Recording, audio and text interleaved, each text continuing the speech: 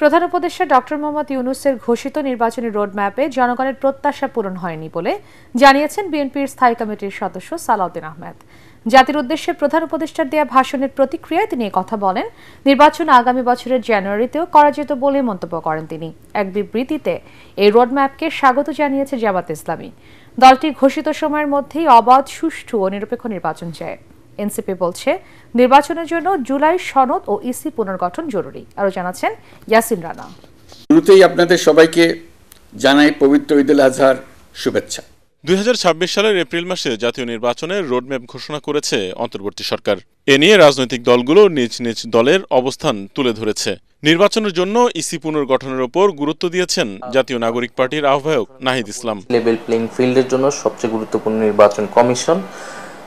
তাহলে প্রথম কাজটি হইতে পারে যে নির্বাচন কমিশনটাকে পুনর্গঠন করা, নির্বাচন সংস্কার কমিশনের প্রস্তাবনা অনুযায়ী সেটাকে পুনর্গঠন করে আমরা সেদিকে আগাতে পারি। তবে আমার কাছে মনে হয়েছে আমাদের কাছে যে জুলাই মাসে জুলাই সনদটা এটাকে সবার প্রায়োরিটি দেওয়া উচিত। ঐক্যমত্যের ভিত্তিতে আমরা জুলাই সনদটা যদি রচনা করতে পারি তাহলে আসলে আমরা নির্বাচনের দিকে আমরা এগোতে পারবো। ভীষণ এসি নিয়ে এলো মানিব্যাগ গ্যারান্টি অফার। 1 মাস ব্যবহার করে সন্তুষ্ট না হলে সম্পূর্ণ টাকা ফেরত। প্রধান উপদেষ্টার ঘোষিত নির্বাচনী রোডম্যাপকে স্বাগত জানিয়েছে জামায়াত ইসলামী। এক বিবৃতিতে দলটির আমির ডাক্তার শফিকুর রহমান বলেন, প্রধান উপদেষ্টার ভাষণে জাতি আশ্বস্ত হয়েছে। ঘোষিত সময়ের মধ্যে অবাধ, সুষ্ঠু, নিরপেক্ষ ও গ্রহণযোগ্য নির্বাচনের আহ্বান ডাক্তার শফিকুর রহমানের। তিনি আরও বলেন, সংস্কার, বিচার ও নির্বাচনের ভিত্তিতে জুলাই সনদ বাস্তবায়ন জনগণের প্রত্যাশা পূরণ করবে। এদিকে ইসলামী আন্দোলন বাংলাদেশ প্রতিক্রিয়া জানায়, নির্বাচন নিয়ে যে ধোঁয়াশা ছিল তা কেটে গেছে।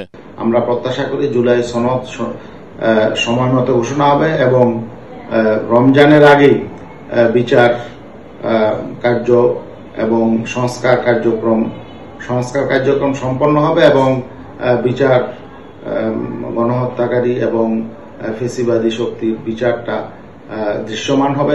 কথা অনুযায়ী যদি কাজ হয় তাহলে ইসলামী আন্দোলন বাংলাদেশ অবশ্যই এই অন্তর্বর্তীকালীন সরকারের সকল উদ্যোগে সহযোগিতার ভূমিকা পালন করবে। তবে এ বিষয়ে প্রতিক্রিয়ায় বিএনপির স্থায়ী কমিটির সদস্য সালাউদ্দিন আহমেদ বলেন, নির্বাচনী রোডম্যাপে জনগণের প্রত্যাশা পূরণ হয়নি। জাতির প্রত্যাশা পূরণ হয়নি। 50-এরও অধিক দল ডিসেম্বরের মধ্যেই নির্বাচনের দাবি জানিয়ে আসছিলেন দীর্ঘদিন থেকে। আমরা যৌক্তিকভাবে ডিসেম্বরের ভিতরেই নির্বাচন অনুষ্ঠানের জন্য আমাদের বক্তব্য সবসময় উপস্থাপন করেছি। এই সার্বিক বিবেচনায় খুব বেশি উনি যদি দেরি করতে চাইলে ডিসেম্বরের পরে জানুয়ারির মধ্যে হতে পারত, সেটা হয়তো গ্রহণযোগ্য বলে মনে হতো সবার কাছে।